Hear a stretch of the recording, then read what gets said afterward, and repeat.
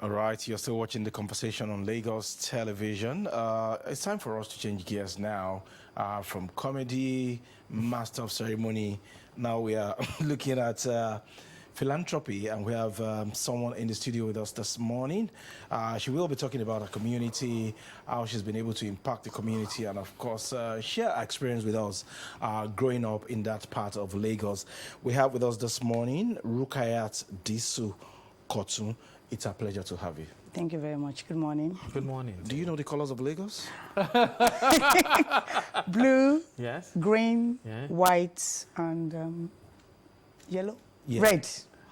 Yeah, you got to Red. paid attention. We would have ended this interview now. And coincidentally, the green, red Oh. behind you. Yes. I know. Okay, so where is your community in Lagos? I think that's the best place for us to start. I was born and brought up in Surulere, It's really okay. but I am from the Eletu Odibo family. That's where my dad is from. The Eletu Odibo family is the Afobaje of Lagos. And my mom is from the King Kosoko family. So I'm actually the sixth descendant of King Kosoko. So you're a princess. Oh, well. Yeah, so, but I grew up in Surulere. So what was growing up like? Oh, And which part of fine. Surulere exactly? Itire. It's here, okay. Itire Lawansin. It was fine. Oh, It was fine. I grew up with my grandmom and my granddad. Dad always on and off, mom, but I think I'm granny's pet. Oh, understandable. You're a grandchild, so. Yeah, so, but I'm more with my grandparents than. What did you observe growing up in that area of Lagos, or whatever time that is? What was the most outstanding thing about growing up then?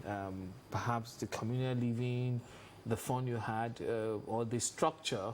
Because I know Surulere is kind of like developed even as a way back.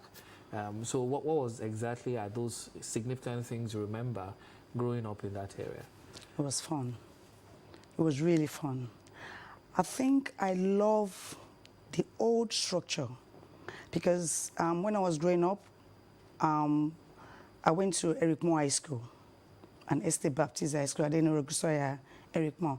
So I remember when I'm going to school or when I'm coming back, I used to pay the NEPA bill, and I just loved that. Akerele, Shita, Adenu Rogusoya, Boscona, you know, all them. But I mean, we know Boscona. yeah, there's Boscona. End of Akerele, that's where Boscona is.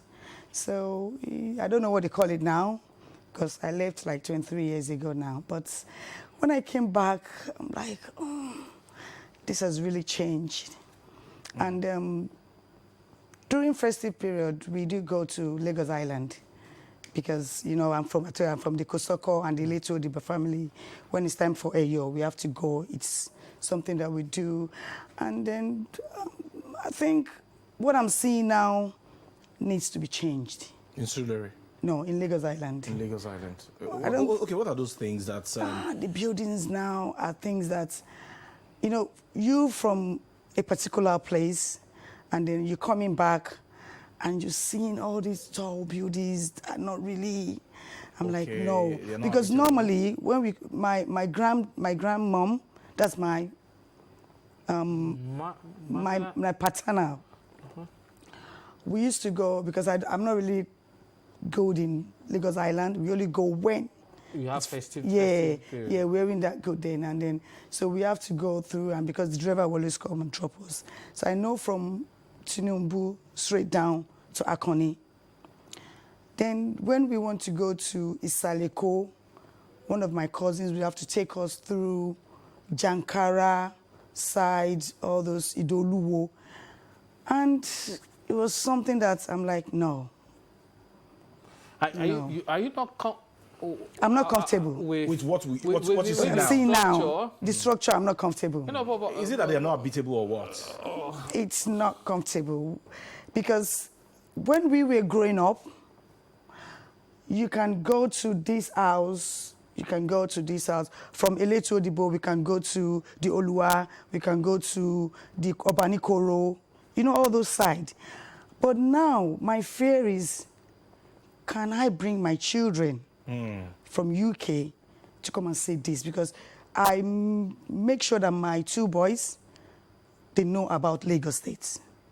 And I taught them a lot of things to know. And they want to come, but it's me. That how will I show them this is King Kosoko? Because this is what they are learning in school. And my boy is always like, oh, my mom is from King Kosoko, is a princess from the... So, and even my boy was one of those that came and then had a little narration about Lagos State. So I'm just like, the government needs something done. Because I know there's a plan in the pipeline for regeneration of that entire island. I support it. Okay, because the structures oftentimes we hear of collapse, but because they're literally dated and they're old. But we perhaps let's just leave that as that's another conversation for another time. But having said that, before we get to some of the things that bother you, let's talk about human being. I know that there's this communal living. What actually fuels you trying to help your community? What do you see, or what was the instance that actually fueled your desire to wanting to help people in your community? Well, I think the first thing that I will say, if I don't want to lie, is my religion. Okay. It's my religion. I'm a Muslim, and then with my little knowledge of the Quran and then with what I've learned, I think Sadaqah is something that really holds me. What was that? Sadaqah, as in giving out to the less privileged. And then, so most of the time when I'm reading a verse and I'm saying, oh, give zakat, and then because my grandmom is a businesswoman, my mom, before she died, she was one of those that really started Akpogbon business. So I'm into buying and selling. So I had my shop. Maybe 2, 3, 4 years when I traveled back home, and there was a day I just sat down, and then I was like, oh, I still had a baby then, and then I'm like, oh, I just want a meal. I don't want to go out. I just, and I'm like, okay, I ordered food from our local shop, and they brought it, and I'm like, oh, I can start this. And that was how I started my business. Okay. Then one day, a woman asked me, oh, because a lot of people call me Abebi, that's my name. But I like calling myself Rukayat, but 90% of anyone, they call me Abebi. So, and they were like, oh, I need something for my dad. And I'm like, okay, I can do it. That was how my business started internationally, to order food from abroad, and then I'll deliver to them here in Lagos and virtually all Western region. So, then later I proceeded to the north. Then I did the east as well, just 2 states in the east.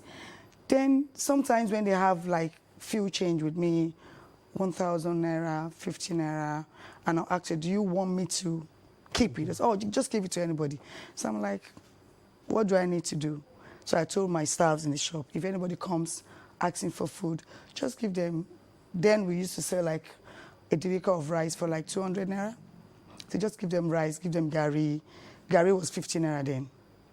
So I just give it to them, and we can make a small package for 1,000. I knew I was doing a package of 800 naira then. So, and from there, people started leaving their changes with me. So I'm like, okay, what's going on? So I just like, okay, let me just start this giving out, because almost every day people come to my office and they're like, oh, I need to eat, so we started that from the little. So we started from Ramadan, from Easter, so we do all this little package, and then we just start giving it out. Before I used to distribute around the streets, go everywhere, but my mom's brother is the Obaile Jimmy. So, and he was like, oh, no. Let me give you a clue. And that was how he told me, why don't you just go to every locality and give out this package to either the king or the ballet And if they don't have, give it to any imam in charge or the pastor in charge. And that year, this was like 9 years ago, and I started it and I was so pleased. I'm like, oh, this is nice. And that was how I started. Okay, so when you give things out like that and you see how people take it, their reaction and their emotions, how does that make you feel? I feel so happy. Sometimes, the first time I did it, I went to the north. North? Yes.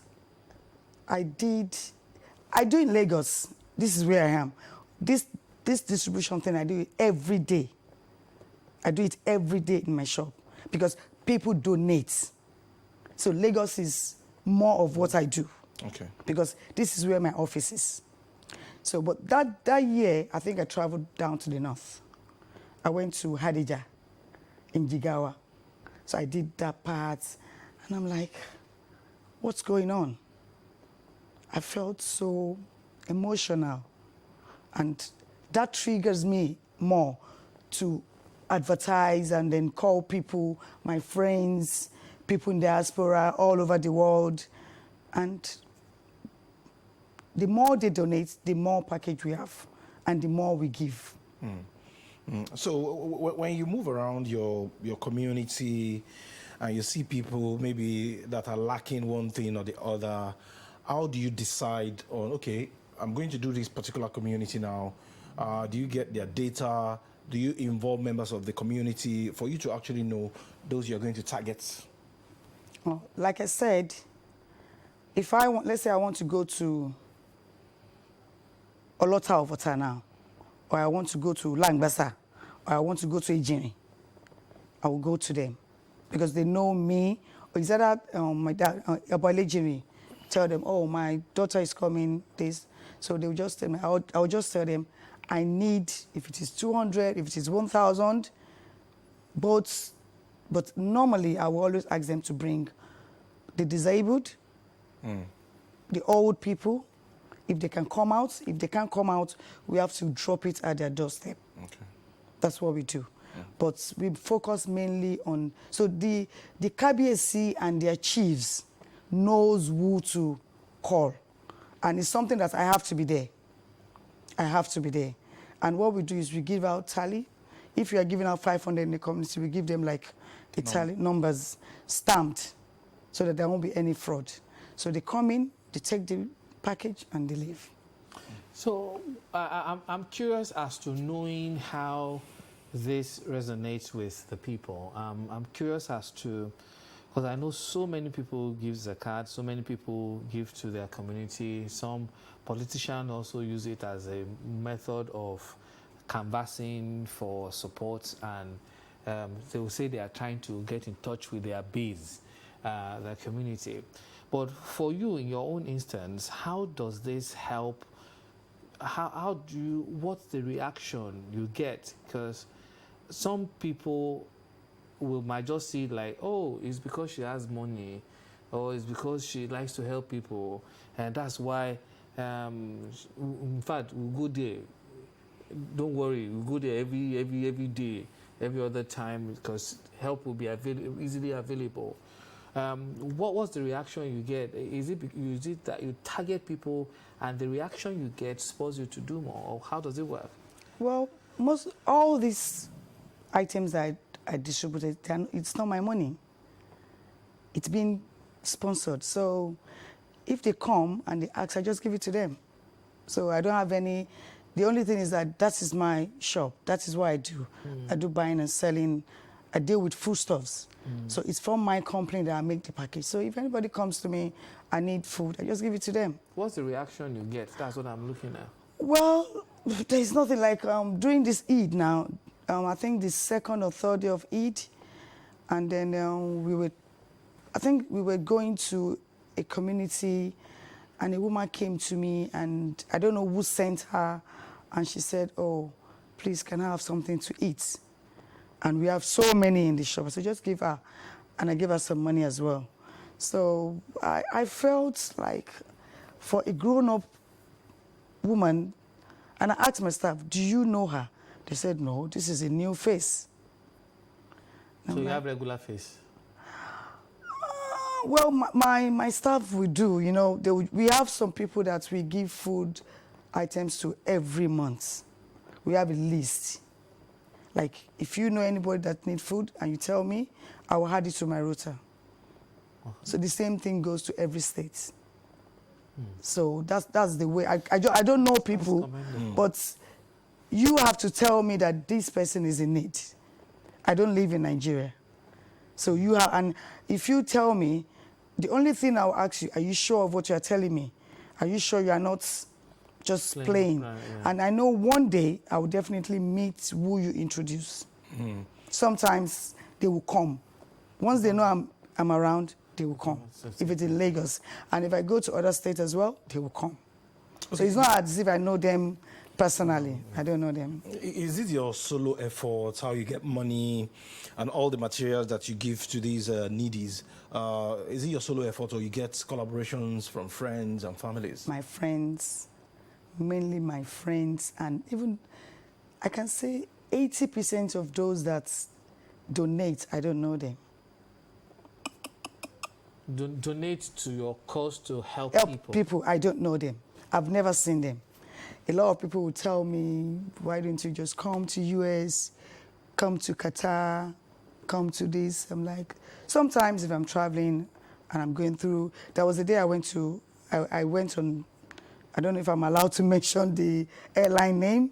No. So, I'm not allowed, yeah. So I went with an airline and I got to that country. It's an West Africa country. And I saw someone like, I think I know you. I'm like, no, I don't live here. And it's like, I know you.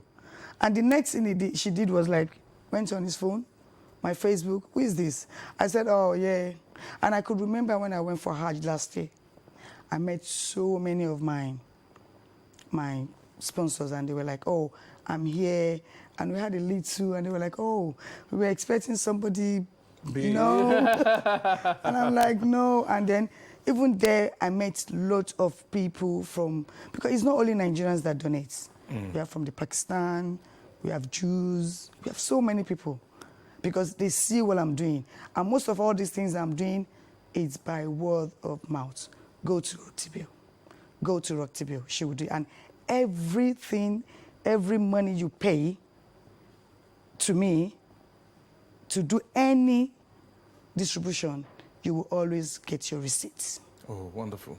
So you're so transparent with what you do. Yeah, so if you ask me to do like 1,000 to a place, I will let the KBC know, because I deal mainly with the royal fathers. Okay. So how does this make you feel when you doing this individually with, of course, with the help of spirited people like you, and you find that government sometimes should do better considering the resources at their disposal?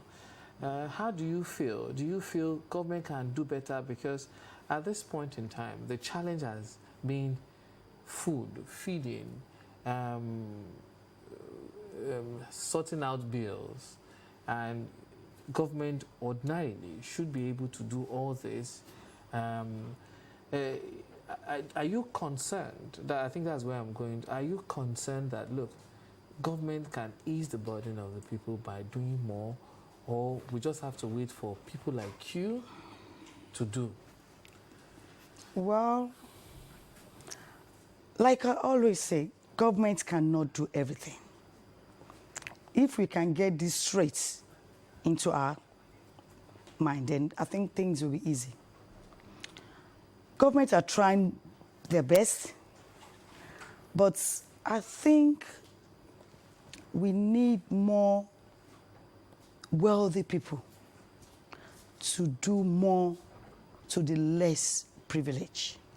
Because sometimes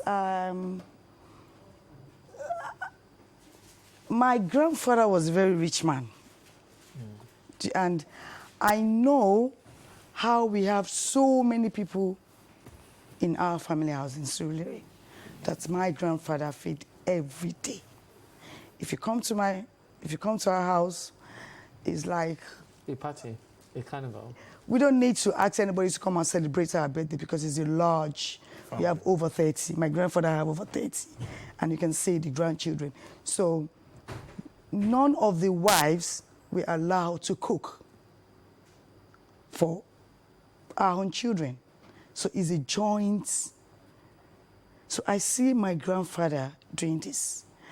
And sometimes I'm like, oh, no, we're still young. But when I grew up, I'm like, where did grandpa get all this money from? And mainly those that my grandfather feeds were, the really, really poor people. So we have so many people that are really rich in this country that can afford to feed. I'm not saying they should feed Lagos State. Now, I live at Ibejuleki. If we have like 10, 15 rich people giving out, I think it will ease. But another thing is, I would really like people to get things done. I know there is poverty. I'm not going to be the one to ease poverty. This has been in existence right from the time. Do you get me now? But I think some people they're relaxed. Oh, okay. They're relaxed. Okay, Rukayat, on a lighter mood now, because very soon we are going to wrap up the show. While growing up, what kind of music did you enjoy? What kind of clothes did you wear? And reflecting now on those days, what exactly are you missing about yesteryears? Oh, I grew up listening to Aruna Ishola. I told you I grew up with my grandparents. Way back? Yeah, I grew up listening to Aruna Ishola. My dad is a diehard of Ayinla Omowura. I think I can Sing everything. Okay. Ayinla Omowura, and then later Barrister, Kollington, Ayuba, because Ayuba used to live in Tire. So Okay. yeah, Pasuma. But now I'm not really a music person, but those are the music I grew up with. But now, not really. Not really. Well, Jibola has deviated to the lighter part. Let me get to the more interesting part. It's Friday. Yes, Yeah, I it's know, Friday, That part, because it touched me, because you feel that some people, by virtue of the fact that they can get help, they become complacent. Why did you say that? Because I just, like now I'm coming here. I woke up around 4:30. I know I have an assignment to come and do, and then I'm seeing some young guys that can go out and do something good, and they're playing all this, and I'm like, no, this is not how I grew up.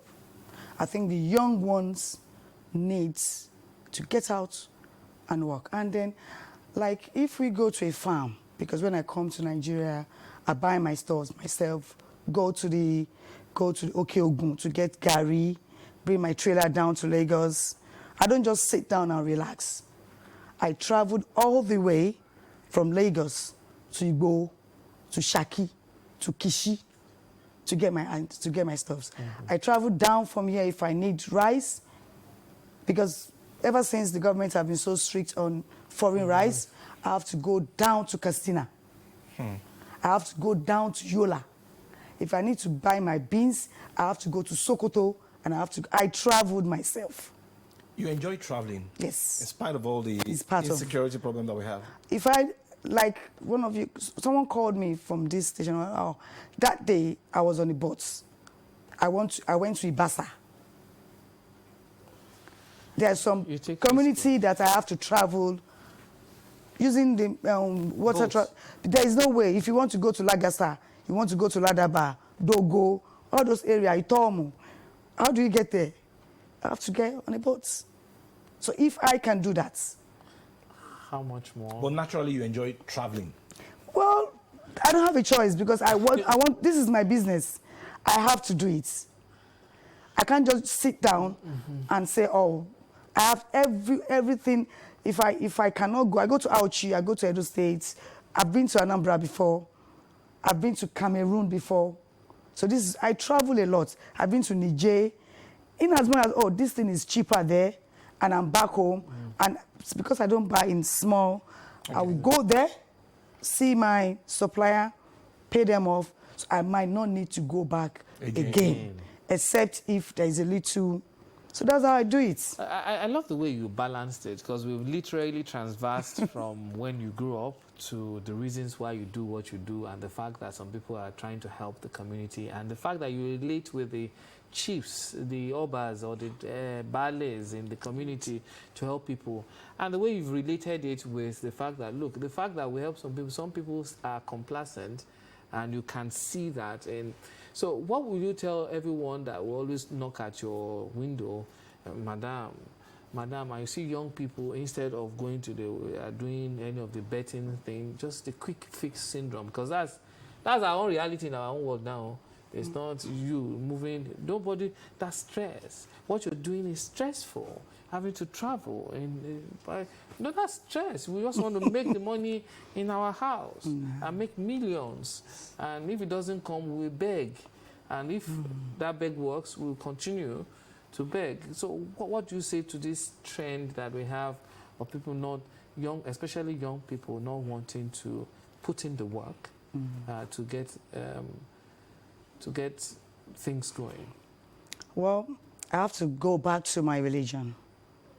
There's this saying that if you see, Prophet Muhammad said, if you see anyone come to you and said, Fi sabilillahi bi amwalikum, do it. What does that mean?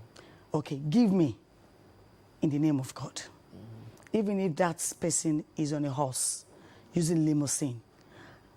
If he comes to you and say, please give me food, I am hungry, give it out. Don't ask for anything. If it coming, regularly, you can call the person. What's going on? Sit down. Because sometimes we see women, single parents, what they're doing, and then we help them. We give them some little to brace up their business. I just don't do that. But sometimes I don't really say no. I'll give it. But if it's coming often, then I can call. What's the problem? You keep coming begging for food. So if it's something I can help, then I'll do it. I'll call on friends. Sometimes we do empowerment. Sometimes, not really my stuff, but I do medical sometimes. Do help people. Then every festive, a lot of people donate used clothes from America. Then I bring it down. And I choose a community and we give it out to them. All right. They said they said you should go back to the old school, the oldies again. I thought it's time to go. And I think they had they said you should go ahead with it. Okay, so I'll take the question back to you now. Maybe that'll be the final lap. You mentioned Arun Oishola and which other man now? Barrister? No. Barrister, Ayuba. Kollington Ayuba, Pasuma, Malaika, then this man in Itoko, I mentioned his name, Ayinla Omowura. Okay. I love Ayinla Omowura. Okay, so what were those things that you enjoyed doing in those days growing up that you're missing now? Not that I'm missing, but, age. I was young then, playing Suwe, 10-10. And that's, I think, 10-10, Suwe. And then I think those are the two things that I really love. So I'm not seeing children doing that. You don't do buju? Buju. They will cover your eyes. I think we do it anytime we go for Ilekeu, yes. Okay. We do buju sometimes. Okay, I have two questions to ask you. Okay. As we go from my own part, I don't know if Jubila has any question. And one is for you to sing any of Ayinla Omowura's song, one. And the second one is, what do you have to tell people, especially in these trying times you are, especially economically in our country, what do you have to tell them? What do you tell people now? That's my message. You want to sing which first? one? Which one? Or you want to? No, let her answer the question, then she will sing out. I will sing out. Okay, then. I think my best advice for everyone listening to me, watching me now, is we need more patience. Everything in life is what? Sabro, patience. We need to be patient. Once we are patient, I think a lot of things will come, because God Almighty Allah says He is always with anyone that is patient. We shouldn't be too fast in thinking we can make it, because God has not promised every one of us that we are going to be rich. There is only one thing God has promised us, and which is death. But richness and wealthiness is not in our hands. But we just have to do what? Strive hard to make things done. When you sit down at home and you're thinking they're bringing it, they're just deceiving you. But when you go out, walk, Almighty Allah is the only God that can put barakah into everything that we do. So let us go out, do our best. It's not compulsory that we have to be billionaire or things like that, because you can't just sit down at home and think you're going to make it.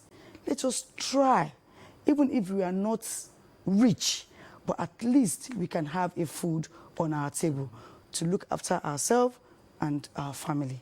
And I would advise our young one to stay off drugs. That's a very nice one. Stay off drugs. So, Yes. the talent part of you. I think I'm very bad in singing. We'll We'll manage it. We'll manage the voice. I don't have a good voice, but I think I like this part of Ayinla Ọmọwúrà that says, "Àánú ẹ ló ṣe mí, ló jẹ́ kí n bá ẹ dámọ̀ràn. Àánú ẹ ló ṣe mí, ló jẹ́ kí n bá ẹ dámọ̀ràn. Ó yẹ kó o bí ìbejì kó o tó bóra." I love so many of his songs because there's something that's... Okay, Yeah, I think yeah. I can understand that part. Jibola, can't you sing it? You're part of that era as well. You can But I wasn't. So, I wasn't. I'm highly disappointed in you. Why? I thought you were going to just join her. I wasn't part of it now, so don't be disappointed. All right, we must thank you very much, Rukayat Disu-Kotun, for coming on the program this morning to come and share what you are doing to impact your society, to make life better for all Nigerians, irrespective of tribe or religion. And we pray that God will continue to strengthen you and give you the resources to continue to bless mankind. We hope you enjoyed yourself. Oh, fine. Thank you. And we hope to see you sometime again. Oh, thank you very much. Thank you. All right, that's Rukayat Disu-Kotun sharing with us our community and how she's been able to impact lives through donations, giving food to people, and of course, helping the needy to live a better life. We'll take a very short break on the program. When we come back, Joshua and I will be packing our bags. Kaya, Yes. yeah. Stay with us.